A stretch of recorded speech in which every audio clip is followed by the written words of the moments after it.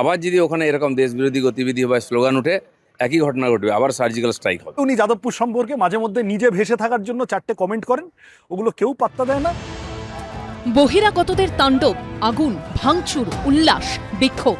বুধবার রাতে আরএসএসের ছাত্র সংগঠন এবিভিপি এবং এসএফআই সহ বামপন্থী ছাত্র সংগঠনের সদস্যদের সংঘর্ষে দফায় দফায় অশান্ত হয়েছে গর্বের যাদবপুর বিশ্ববিদ্যালয়। ঐতিহ্যবাহী অরবিন্দ ভবনের সামনে জ্বালানো হয় আগুন, লাথি মারা হয় প্রতিষ্ঠানের গেটে।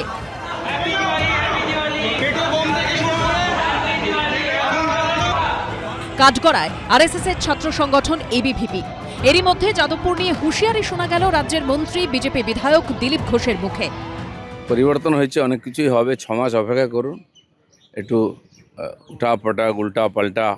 তো এটা ঠিক যে দাদাগিরি, দেশবিরোধী ক্রিয়াকলাপ এটা চলতে দেওয়া যাবে না কোথাও। টিএমসি এদেরকে পুষে রেখেছিল, দেশবিরোধীদেরকে। আমাদের লোকেরা ওখানে সার্জিক্যাল স্ট্রাইক করেছিল। আমি বলেছিলাম এগুলো চলবে না, বন্ধ করুন, এবং সেদিন আমরা করেছিলাম। এসএফআইয়ের অফিস টফিস ভেঙে দেওয়া হয়েছিল। আবার যদি ওখানে এরকম দেশবিরোধী গতিবিধি বা স্লোগান উঠে একই ঘটনা ঘটবে, আবার সার্জিক্যাল স্ট্রাইক হবে। দিলীপ ঘোষ এর আগেও যাদবপুর বিশ্ববিদ্যালয়ের ছাত্রদের সম্পর্কে অনেক কিছু বলেছেন।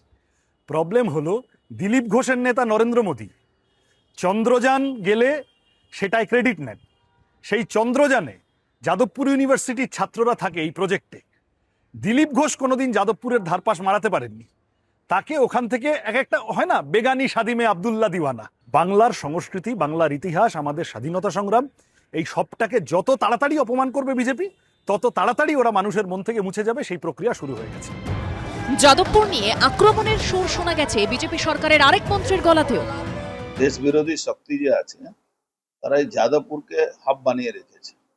তারা আপনার পরিবারের ছেলেদের, মেয়েদের তারা ওই মগজ ধোলাই করে, ব্রেন মেন্টালি তাদেরকে ব্ল্যাকমেলিং করে, তাদেরকে সমাজের বিরোধী বানিয়ে দেয়, তাদের দেশের বিরোধী বানিয়ে দেয়। ওই রোজ আন্দোলন এই দিতে হবে।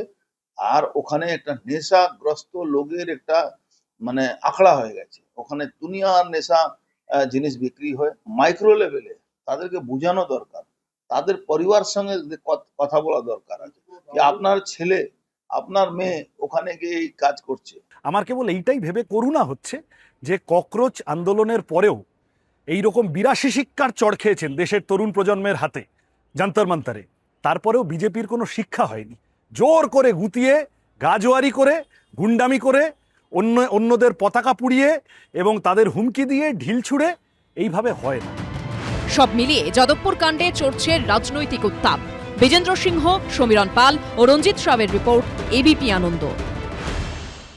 এবিপি আনন্দ, এগিয়ে থাকে, এগিয়ে রাখে।